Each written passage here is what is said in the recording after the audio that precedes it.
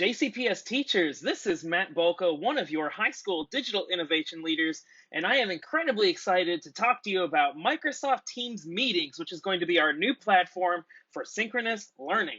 Part one of our video today is creating a Microsoft Teams meeting and posting the link in Google Classroom. So let's go through some steps together. Step one is you are going to click on this link, or you can go to outlook.office365.com/calendar to go to your Outlook calendar, where you will log in with your JCPS credentials just like you would your email. When you are at your calendar, and it should look something like this, you are going to click where it says New Event, and it should be a green or blue button up in the top left of your calendar. From there, it is going to open a window with the event that you are going to create. Your first step, because this is the most important, we are going to go down to where it says search for a room or location. And we are not going to put in a room or location. We are going to select Add Online Meeting, and we're going to go to Teams Meeting. That's the first step. Step two is we are going to add a title to our event. It would be best if you named this event whatever class this meeting was for. For example, if this was for my second period geometry class, it would be easier for me if I named this second period geometry. And then after you have your title and you have it set to Teams Meeting, we are going to click Save. From there, we are going to then find this event in our calendar. You can see I named mine Test. I'm going to double click on that event in my calendar. I'm not going to click Join Teams Meeting. We need to adjust our settings first, so we are going to double click our event, and it's going to open up a window that looks like this. From here, we are going to click on Meeting Options.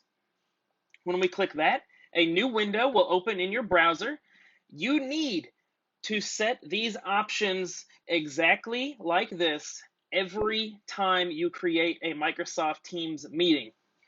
Not doing these settings exactly as they are will not ensure that your meeting is secure.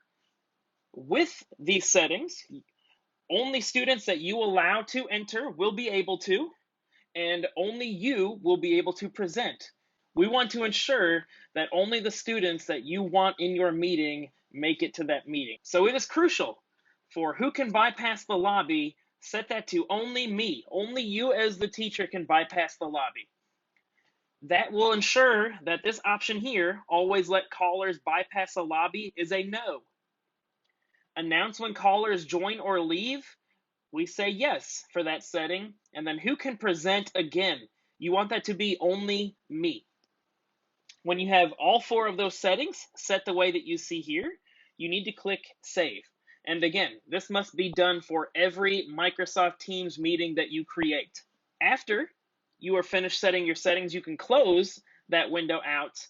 From there, we are now going to right-click if you are on a PC, or two-finger click, so take two fingers and click on the trackpad where it says Join Microsoft Teams Meeting. That's going to open up this drop-down menu, and we want to select Copy Link Address. This is how we are going to take our Teams meeting link and put it in Google Classroom for our students.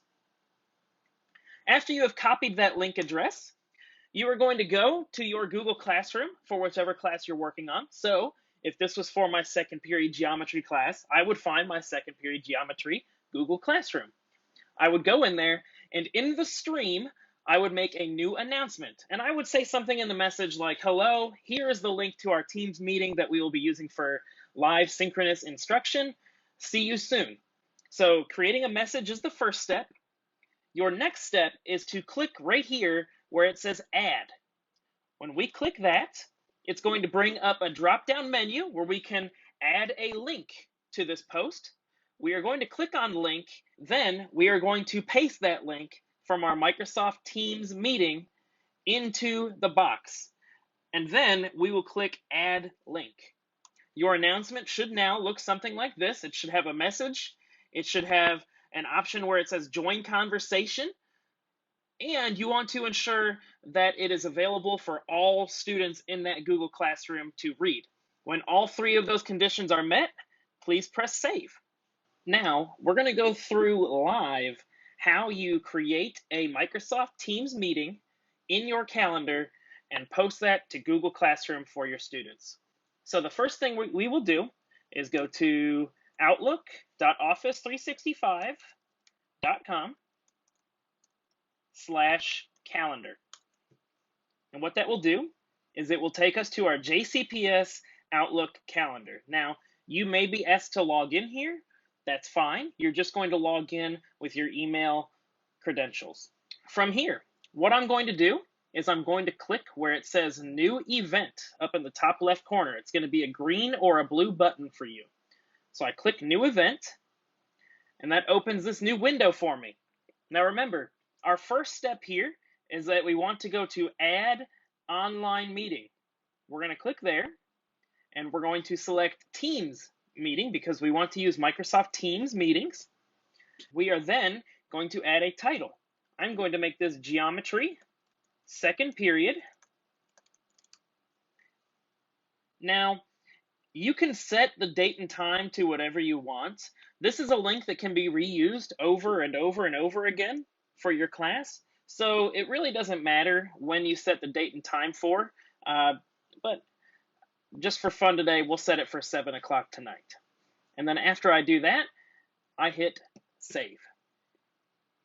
Now, what I want to do is I want to edit the settings for my meeting. So when I click over here, so you can see along the right-hand side, I can see my event, Geometry Second Period. When I click there, I don't want to hit join, I want to double click it.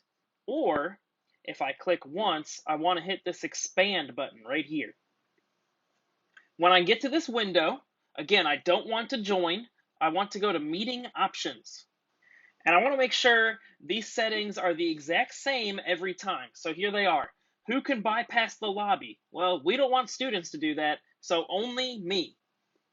By setting that to only me, always let callers bypass the lobby is going to be set to no, and you can't change that and have the first setting be only me. Announce when callers join or leave, put that as yes, and who can present, again, we want you to be in control, so again, only me. And after all 4 of those settings are set that way, only me, no, yes, and only me, we hit save. These are the settings that you should have for every Microsoft Teams meeting, and you need to set this up for every Microsoft Teams meeting you create. After I'm done with that, I can close that out, and it'll bring me right back to my calendar here. So we've created the event, and if we wanted to, when we get into the meeting with our students, we can come back to our calendar and click join, and it'll take us to join that way. But now what we want to do is have our students join. So we're going to take this link and we're going to post it into an announcement in Google Classroom. And we're going to do that by right-clicking on a PC or 2-finger clicking on a Mac or Chromebook. So you take 2 fingers and you touch the trackpad. We are going to take that, and when we right-click or 2-finger click, it brings up this menu. We're going to hit Copy Link Address. That is going to copy the link that students will follow to get to our Teams meeting. From there, we're going to go to Google Classroom. So you can go to classroom.google.com up in your Omnibar, or you can go to your waffle on the right-hand side, click on that, and go to Google Classroom. Now, I don't have a Google Classroom named Geometry Second Period, but if you named your class that, hopefully you would. I am going to go to my example class, and I am going to make a post in the stream. So I'm going to create an announcement. So I'm going to share with my class, hello students, this is the link for the Microsoft Teams meeting that we will be using for synchronous learning throughout NTI 2.0. See you soon. After I create my message, I'm going to click add, and I want to add a link. Remember, we copied a link, so we want to add a link. And in here, I can either hit Control V or Command V if you're on a Mac and paste my link in there, or I can, again, right-click or 2-finger click and press paste to put my link in there, and then press add link. And now what you will see on your announcement or post, you have your text and you have this option to join conversation. That is what your students are going to click whenever they want to go to your meeting. The last thing we need to check is to make sure it's in the right class. This is my example class. And we want to make sure it is available for all students to read. Whenever we have that done, we can post or we can schedule the post to go out in the morning. And that is what your students will see when it's time for them to go to your Microsoft Teams meeting. Part 2 of our video is how students and teachers will enter the Microsoft Teams meeting for when we want to do synchronous instruction. Everybody is going to start out here, so we're going to go back to our Google Classroom and we're going to find that post about the Microsoft Teams meeting link. And we are going to click where it says join conversation. Your students will do that, and it's probably easiest for you to just do that too. Sometimes maybe things don't work out and you can't get the link added all pretty like you want to. That's totally fine. If you paste the link inside the post, it'll still make this blue text that's clickable, and you and your students can get there that way as well. But it is much prettier to add the link than to just copy and paste it in the post. After you click on that link, a new window will open for the Teams meeting, and it's going to ask you how you want to continue. And we are going to hit continue on this browser. You can see all the green arrows going there. We want to continue on this browser. After we click that, if you've never used Teams meetings before, you're going to have a pop-up in the top left of your window that asks Microsoft to use your microphone and camera. We want to hit allow here because we want to communicate with our students via microphone and camera. Your students from this point forward will see exclusively this, and then we'll get into what you see after that. So your students next will be put onto this window here. They will have the option to enter their name. They do not want to enter their name. What this will do is it will have them log into the meeting as a guest, and you as a teacher should never accept anybody as a guest. We only want to add students that have signed in with their JCPS login credentials. Students want to sign in with their JCPS credentials by clicking on the Sign In button at the bottom of the screen. This will trigger the students to sign in to their JCPS email using their JCPS credentials. Again, they should never enter their name in that box and click Join Now. It will have them add into the meeting as a guest, and you should never admit anybody who is a guest from the meeting lobby. After the students have logged in, they will have several options on their screen before joining. They have the option to toggle on their audio and video. If they click on this cogwheel that says devices, they can change the audio and input settings if needed. So if they want to have a different microphone or different webcam, they can do that there. And then they will click Join Now to join the class. But that does not mean that they are in the class yet. That means they are put in the waiting room or put in the lobby for you, and then you will be notified and you will be able to accept or deny them into the meeting. So let's talk about what you will see as the teacher. So after you click on your meeting link, you are already logged into your JCPS account, so it's going to take you here. And you have some options before you join as well. Remember, as the teacher, you want to be the first person to join. So you probably want to do this a little bit before your class starts. You have the option to toggle your camera on and off. We know on is best. The students want to see your beautiful face. You have the option to toggle your microphone on and off. Probably pretty important to have on. You can also change your audio and video input options. So if you want to use a different microphone or a different webcam, that's where you would choose to do so.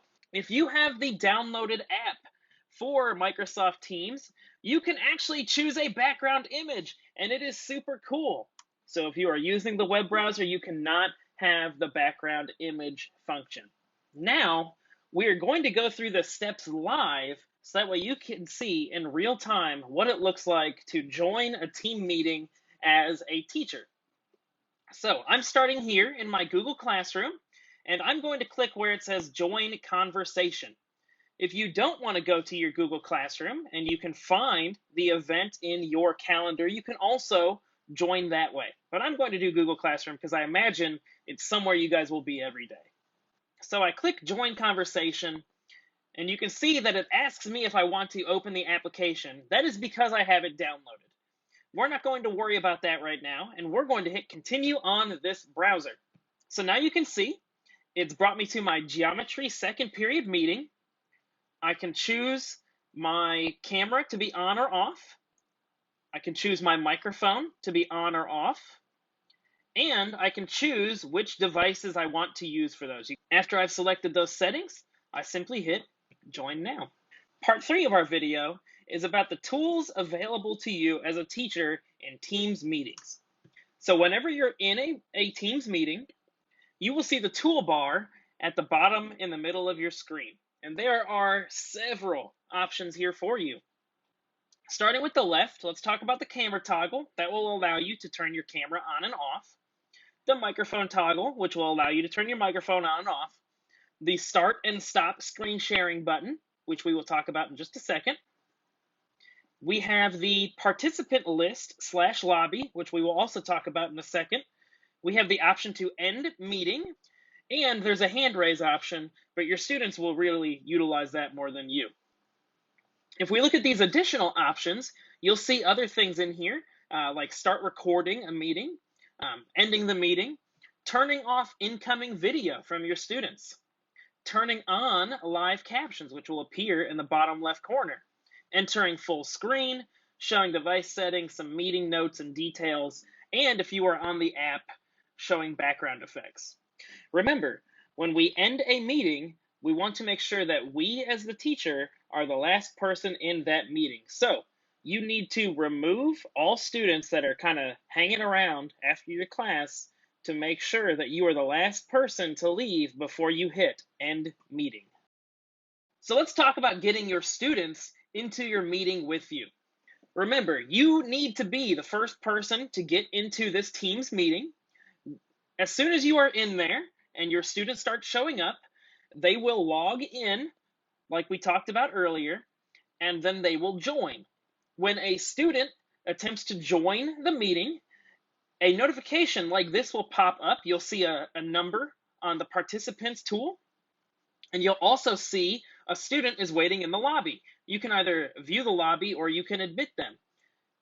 The lobby is right over here, so when you click the participants button or you click view lobby, it'll bring you to this window on the right side of your screen where you can see all of the people in the lobby, you can see all of the people that are currently in the meeting, and you can see yourself as the organizer in there. Now remember, we do not want to accept people to our meeting that are guests. So you will see this guest is beside my name here. I'm signed into my personal Gmail account and trying to enter. Remember, I do not want guests inside my meeting. So anybody that has guests on there, you do not admit them. You click this X and you deny them.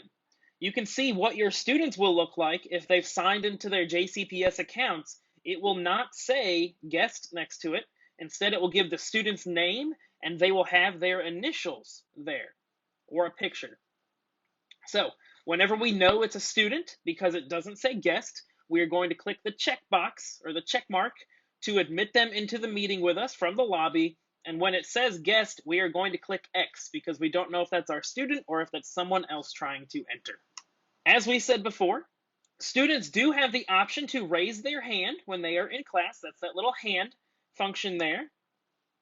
And how that will look to you is a notification on the participants toolbar.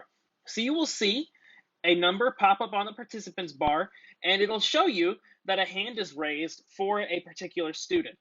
You can also click on the participant list, and next to that student, you will see the hand raised. Now, the hand will stay raised until either you or the student lower it. So you can click on that student and you can lower that hand. We do that by clicking on the 3 dots next to the student when we hover over their name, and you can remove their hand raised that way. You can also use this area to pin the student if you want them to appear on your screen the whole time. You can mute them in this fashion, and you can also remove them from the meeting. Remember, removing them from the meeting would force them out they would have to join again, and they would join back to the lobby where you would then have to admit them back to the meeting. So if you kick a student out, they don't automatically come back in. They have to be allowed in by you. For screen sharing, what we are going to do is click on the screen sharing start button. That will open up this tray at the bottom of your window, and from there you can select which window you want to share. That window will immediately start sharing with your students, and whenever you want to stop sharing, you can simply come back to the Teams meeting window, click the screen sharing button again, and it will stop sharing for you. All right, teachers, so let's take a look at what it looks like when you're in your actual Microsoft Teams meeting. So you can see my toolbar down here. You can see I have the option to turn my camera on or off, my microphone on or off. I can raise my hand, although really your students are going to do that. I can show the participant list. Right now, as a teacher, I'm the only one in here. I also have other options where I can end the meeting, I can start recording, I can turn off incoming video from my students, which we'll take a look at in just a second. So let's look at what it's going to be like when students try to enter the lobby. So I have two accounts going on my PC over here. So let's try to get us logged in. I'm going to join as a guest account so you can see what that looks like. I joined from my personal Gmail, which is not a JCPS account, and you'll notice that it says guest here. And remember, we never want to admit guests to our meeting. So I'm going to click View Lobby, and you can see who I have waiting in there. So let's have another student come in and we can see the difference. This is a test student, and your students may occasionally say the first time they try to join your meeting that they are outside your organization. But if they do not say guest next to them, then you know they are trusted. So I'm going to allow my student test in, and I'm going to kick the guest out. Okay, so you can see that currently I have the option available for students to have incoming video on.